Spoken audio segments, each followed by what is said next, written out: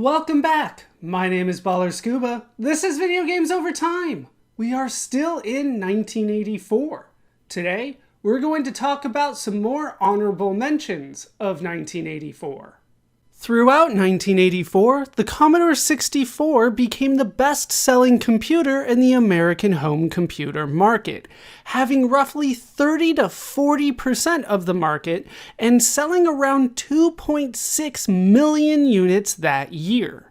Video games were becoming more and more a staple of Commodore 64 software, with many developers seeing the Commodore 64 market as the most promising. However, two companies were still focusing their efforts on the Apple II. Those were Broderbund and Sierra. While Commodore 64 did have a presence in Europe, it was not as widespread as the ZX Spectrum. As for Japan, the Commodore 64 did not have much of a presence due to the other Japanese computers. On October 3rd, 1984, Namco released Grobda to Japanese arcades. Grobda is a spin-off from Xevious, in which the player plays as a tank that first appeared as an enemy in the 1982 shooter. Designed by Masanobu Endo, Grobda is a tank shooter where the player must defeat all the enemies on the screen in up to 99 different levels. In 1984, Tapper was ported to the Atari 2600 and ColecoVision. These versions of the game would change the Budweiser logo present in the original arcade game. The Atari 2600 would have the logo for Mountain Dew. The ColecoVision version is a version of Root Beer Tapper. In 1984, Electronic Arts released Archon II Adept for American computers. Developed by John Freeman, Paul Reich III, and Ann Westfall of Freefall Associates, Archon II Adept is a sequel to the original Archon. Moving away from the chess-based original, Archon II has an original board and allows the player to place their pieces into play. The player must also manage their magical power in order to use the best strategy in owning all the power points and defeating their enemy. On October 5th, 1984, Nintendo released Devil World to the Famicom. Designed by Shigeru Miyamoto with help from Takashi Tezuka, Devil World is a maze game. The player controls a green dragon named Tamagon, who must collect crosses to power up and gain the ability to breathe fire and eat the dots in the maze.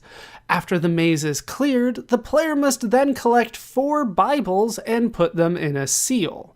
This will defeat the enemy, the devil, who will fly off to the next maze. The music of the game was done by Koji Kondo and Akira Nakatsuka. In 1984, Dragon's Lair was ported to the Coleco Adam computer. Published by Coleco, this first home version of the game is reminiscent of the original arcade title, but drastic changes had to be made in order to have the game run on a home computer system. In 1984, Atari released Star Wars Return of the Jedi to North American arcades.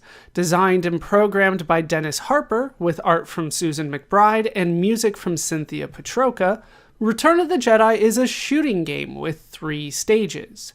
The first has the player pilot a speeder bike to an Ewok village. The second has the player piloting the Millennium Falcon to destroy a reactor. The third has the player pilot both an AT-ST and the Millennium Falcon in a fight against a Star Destroyer. In October 1984, Automata UK released Deus Ex Machina to the ZX Spectrum. Designed by Mel Croucher and programmed by Andrew Stagg, Deus Ex Machina is an artistic game. The player takes control of a defective machine that takes the form of a human body. The game consists of the player experiencing the different stages of life, from a cell to a senile old being. The game itself does not have any sound.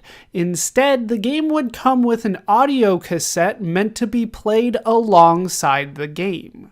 This cassette featured music, narration, and some celebrity voices, including Jon Pertwee, the third Doctor from Doctor Who. The 46-minute game was well received at the time, but due to its odd packaging and pricing, was only sold by mail order directly to the public, and so was not particularly successful. In 1984, Pole Position was ported to computers. While the game was still one of the most popular games in arcades, the computer ports of the game received mixed opinions and mixed sales numbers depending on the computer platform. In 1984, Beyond Software released Spy vs. Spy for the Commodore 64. Designed by Michael Riedel with music from Nick Scarum and Hiroyuki Masuno, Spy vs. Spy is based on the cartoon strip from Mad Magazine. In the game, the player plays as one of the spies and must collect secret items in a briefcase before either time runs out or the opposing player exits. The spies can fight each other and place traps for their opponent to try to stop them. On November 2nd, 1984, Nintendo released F1 Race for the Famicom. F1 Race was developed by HAL Laboratory. In particular, it was produced by Masayuki Uemura, designed by Satoru Iwata, programmed by Satoru Iwata and Yasunari Soejima, with music by Hideki Kanazashi. F1 Race is a racing game similar to Pole Position. The game has 3 skill levels, each with 5 different tracks. This would be the first Famicom game with raster scrolling. In 1984, Mappy was ported to the Famicom and to MSX computers. These ports of the 1983 arcade title would not prove to be particularly successful. On November 25, 1984, ABC aired Caravan of Courage, an Ewok adventure on American television. This children's adventure film takes place in the Star Wars universe. Written by George Lucas and directed by John Cordy, Caravan of Courage takes place on the moon of Endor. There, Ewoks help 2 young children try to find their parents. The television film was not received well by critics or the audience. On November 28, 1984, Nintendo released Clu Clu Land for the Famicom. Featuring music by Akito Nakatsuka, Clu Clu Land is a maze puzzle game. The player plays as a balloon fish named Gloopy in Japan and Bubbles elsewhere. The player's goal is to uncover and collect all the treasure on each stage while avoiding the Unira, a type of sea urchin, and black holes. The player uses the turning posts in the level to change Bubbles' direction, and Bubbles can stun the Unira with a sound wave. If the player pushes the Unira into a wall while they are stunned, they will be defeated and the player will earn points. In 1984, Track and Field was ported to the Atari 2600 and to computers. Atari would handle these ports. The Atari 2600 version came with what Atari named Super Chip technology that allowed better graphics and gameplay compared to games without the Super Chip. Despite the enhancements, the Atari 2600 version, as well as the computer versions released by Atari Soft, proved to not be successful. On December 1st, 1984, CBS aired the final episode of Saturday Supercade. Saturday Supercade had been airing short cartoon segments based on video games since 1983. In 1984, Saturday Supercade continued featuring episodes based on Donkey Kong and Q*bert. On top of that, 1984 saw new segments featuring Kangaroo and Space Ace.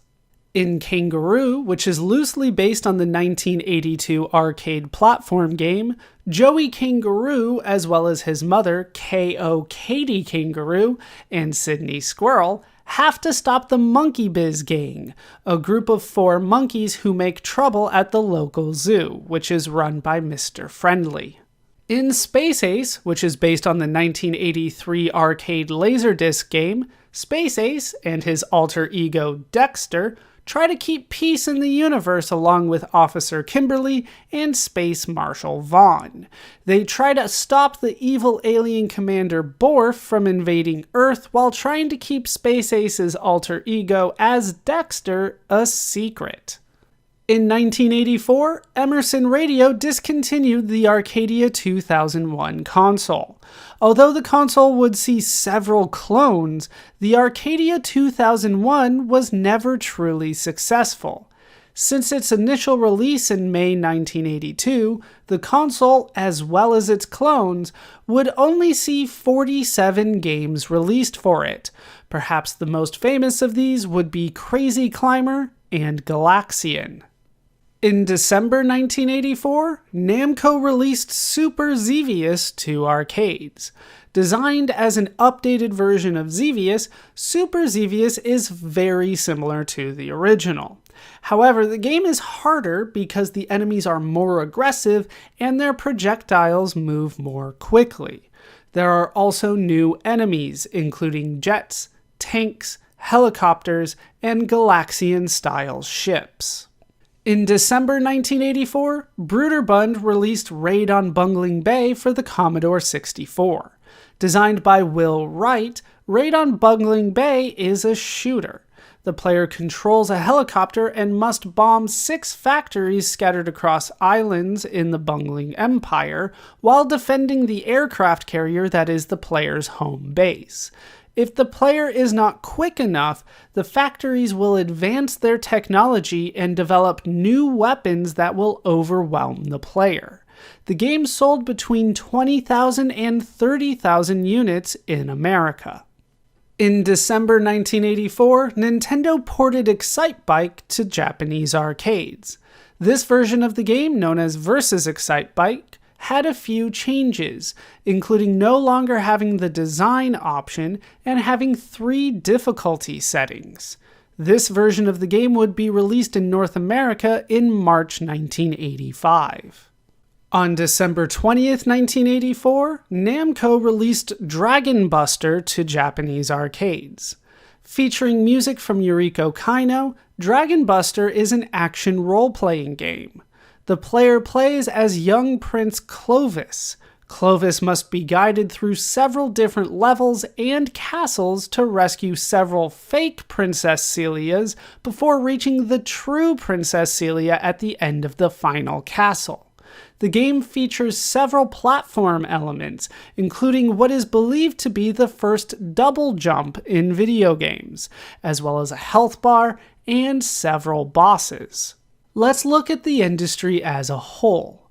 Overall, the Atari 2600 saw 5 new games released by Atari and 19 games released by third parties, 26 new games in 1984 in total. This is a huge decrease when compared to the over 200 games released in 1983. The library for the console still stands at roughly 500 games. The ColecoVision saw 69 new games released for it in 1984, doubling its library to 138 games. If you include its expansions, the ColecoVision's library stands at well over 600 games. Despite this, though, ColecoVision's console sales in 1984 were decreasing rapidly. The Intellivision did not have any new games released for it in 1984. This is due to the financial problems at Mattel Electronics and the buyout of the Intellivision business to INTV Corporation in 1984. Programming for the console effectively stopped in January 1984 and had not resumed by the end of the year. The Intellivision's library remains at 104 games. The Sega SG-1000 saw 41 new pieces of software released for it in 1984, almost tripling its library to a total of 62 different softwares. Many of these games would be exclusive to different markets, with some only being released in Japan and others only being released in Australia. Nintendo released 7 more Game & Watch games in 1984. Those included Mickey Mouse and Donkey Kong Circus in the panorama style. The first Super Color games were released in 1984, with 2 games released in that style. Nintendo also released the Micro Versus system Game & Watch games in 1984. The 3 games in that style were Boxing, Donkey Kong 3, and Donkey Kong Hockey. None of these Game & Watch games would be particularly successful. Nintendo, by the end of 1984, had 45 different Game & Watch games. Nintendo also released 13 games in their Versus System series of arcade games overall in 1984, its first year on the market. The Famicom saw 19 new games released in 1984 in total, including 6 released by third parties. This brings the Famicom's total library to 28 games. The American home video game market fell substantially in 1984. In 1984, $800 million of home video games were sold, over $2.3 billion in 2023. That is far lower than 1983's total of $2 billion, $6 billion in 2023.